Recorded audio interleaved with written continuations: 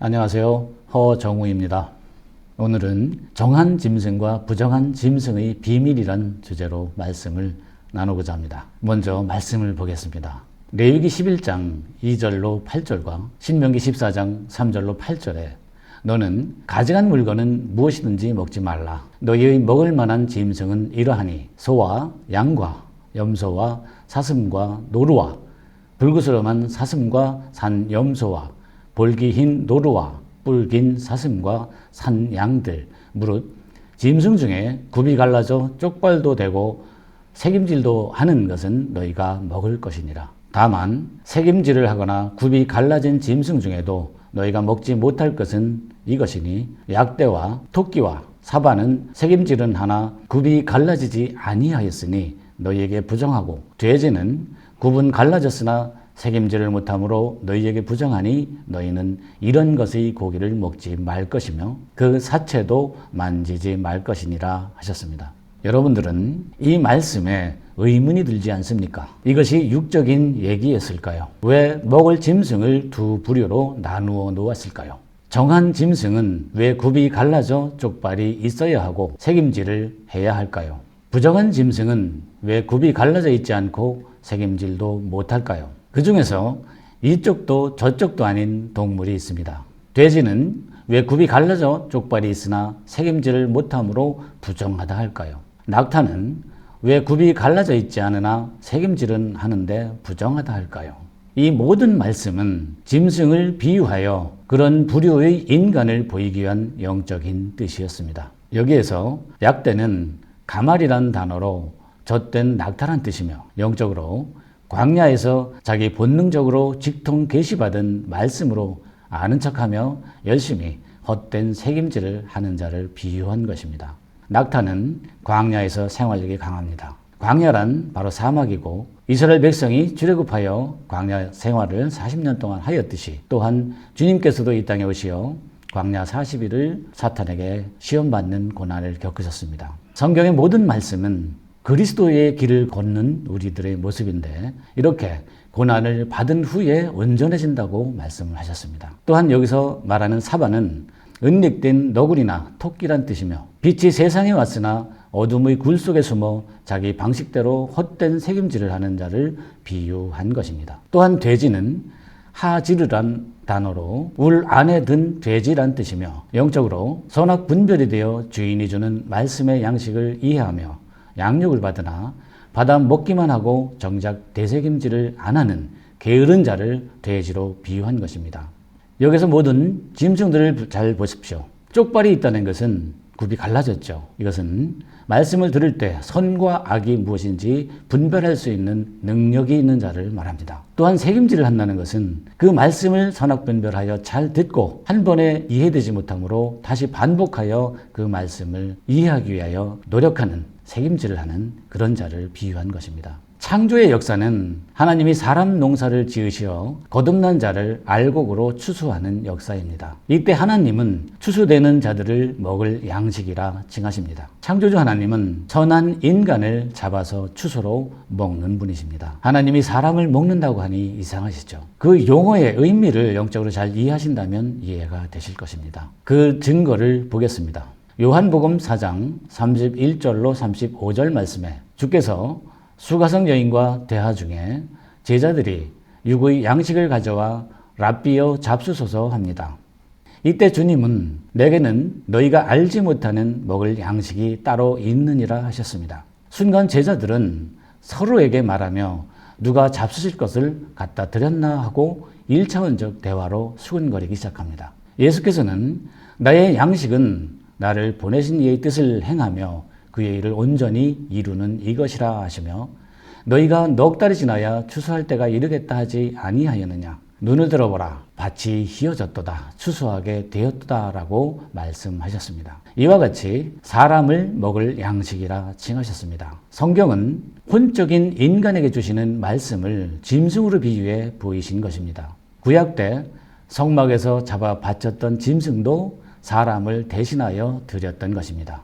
인간이 성경을 영적으로 보지 못하고 문자적으로 보았기 때문에 일부 종교인들은 돼지고기를 먹지 않는 어처구니 없는 오류를 범하고 있습니다. 심지어 히브리어를 사용하는 유대인들조차도 구약을 문자적으로 보았기 때문에 그토록 맛있는 돼지고기를 먹지 못하고 있습니다.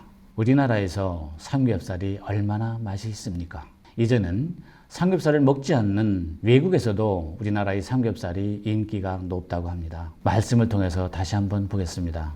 출애굽기 23장 19절과 34장 26절에서 염소 새끼를 어미의 젖으로 삼지 말라는 말씀을 문자적으로 보았기에 우유와 염소고기를 그릇에 따로 담아 먹고 있으며 개수대를 2개씩 놓고 설거지를 나누어서 하고 있습니다. 이렇게 유대인들은 모든 구약 성경의 원문이 히브리어로 되어 있으나 문자적으로밖에 보질 못합니다. 그래서 초림 때 오셨던 예수를 메시아로 이 땅에 오셨음에도 자기들이 원하는 메시아가 아니기 때문에 배척하고 예수를 죽였습니다. 오늘날도 동일한 사건이 영적으로 일어납니다. 이렇게 메시아가 다시 오시는 이 시대에 초림 때에 서기관 바리새인 같은 분들이 오늘날도 영적으로 이 바다에 있습니다. 그들은 모든 성경을 영적으로 보지 못하고 초림 때와 마찬가지로 문자적으로 읽기 때문에 오시는 메시아를 또다시 죽이게 될 것입니다. 이렇게 이스라엘에서 벌어지는 현실이 참으로 안타깝습니다. 성경의 역사 6,000년이 흘렀음에도 아직 이 진실을 아는 이가 없습니다. 이제 때가 되었으므로 장자들의 총회에서 이 진실을 구체적으로 말씀드리겠습니다. 먼저 굽이 갈라져 쪽발이 있다는 것은 하나님의 말씀을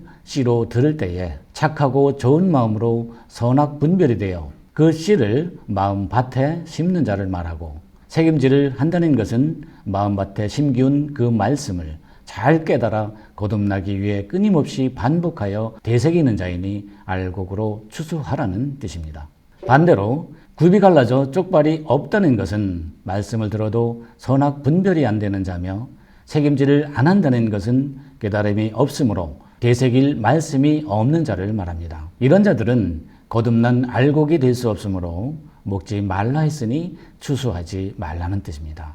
또한 책임질은 하나 굽이 갈라지지 아니한 낙타는 말씀을 깨닫기 위해 열심으로 애는 쓰나 정작 선악 분별이 되지 않아 참이든 거짓이든 닥치는 대로 듣는 자를 말합니다. 이에 반해 굽은 갈라져 쪽발이 있으나 책임질을 못하는 돼지는 선악 분별이 되어 참된 말씀을 구분해 듣기는 하나 깨닫기 위해 노력하지 않는 돼지같이 게으른 자를 말합니다. 신약 말씀을 통해 확인해 보겠습니다. 사도행전 2장 46절로 47절입니다. 날마다 마음을 같이하여 성전에 모이기를 힘쓰고 집에서 떡을 떼며 기쁨과 순전한 마음으로 음식을 먹고 하나님을 찬미하며 또 온 백성에게 칭송을 받으니 주께서 구원받는 사람을 날마다 더하시니라. 사도들도 이렇게 날마다 모여 구약에서 보였던 진설병을 떼는 말씀으로 영의 양식을 생각과 마음에 기록하고 하나님을 찬미하니 주께서 구원받는 사람을 날마다 더하여 주셨다는 뜻입니다. 성경에서 물고기나 새를 비유한 것도 같은 맥락입니다. 신명기 14장 9절로 20절에 물에 있는 어족 중에 지느러미와 비늘 있는 것은 먹을 것이요 없는 것은 부정하니 먹지 말라 했습니다. 이 말씀의 의미는 지느러미와 비늘이 있는 물고기는 스스로 진리를 찾아다니며 깨달음으로 자신을 무장하는 전신갑주를 입는 자로서 추수해도 좋다는 뜻입니다. 비늘이 없는 물고기는 빛을 피해 진흙이나 돌 밑 어둠에 숨어서 자신의 악을 드러내지 않는 자로서 추수하지 말라는 뜻입니다. 물고기의 비늘을 비유한 것은 자신 안에 이물질이 들어오지 못하게 막는 것입니다. 성경에서는 이것을 믿음으로 전신갑주 입으라 하셨고 또한 깨달음으로 의의 옷을 입으라 하셨습니다. 이렇게 문자적으로 성경을 보는 것이 아니라 성경을 읽으면서도 영적으로 그 의미가 무엇인지를 올바로 깨달아야 합니다. 또한 정한 새는 먹으라 하셨고 독수리나 솔개, 메이 종류, 갈매기, 학과, 황새, 까마귀, 올빼미와 부엉이, 박쥐, 타조 등과 같이 부정한 새는 먹지 말라 하셨습니다. 여기에서 정한 새란 집비둘기와 산비둘기를 말합니다. 이는 구약에서처럼 예수님을 낳은 지 8일 만에 비둘기 한 쌍으로 의식을 행하였듯이 주님과 같이 성령이 비둘기처럼 임하신 자로서 추수하라는 뜻입니다. 반면에 먹지 말라 하신 부정한 새들의 특성을 잘 보시기 바랍니다. 매 종류는 공중을 날아다니며 기회가 되면 쏜살같이 내려와 물고기를 잡아먹는 습성이 있습니다. 이런 습성을 비유하여 자신을 속이고 숨어 있다가 기회가 되면 신도들을 유혹하는 자들이니 추수하지 말라는 뜻입니다. 까마귀는 그 색이 어두운 검은 갈색을 띠고 있기 때문에 먹지 말라랬고, 부엉이과는 밤에 먹이를 잡아먹는 습성을 비유하여 그런 부류의 인간은 어둠으로 자기를 숨기는 비늘이 없는 물고기와 같은 자로서 추수하지 말라는 뜻입니다. 이렇게 성경에 감추어 놓은 모든 만물 속에 있는 신비들을 비유하여 영적으로 있어질 그런 사람의 모습을 보여주신 것입니다. 이제 때가 되어 종말이라는 또는 마지막이라는 단어를 성경에서 많이 보셨을 것입니다. 이것은 하나님께서 인간 농사를 지시어 인간을 추수할 때가 바로 종말이요 말세라고 하는 것입니다. 주께서 말씀하셨듯이 요한복음 6장 27절에서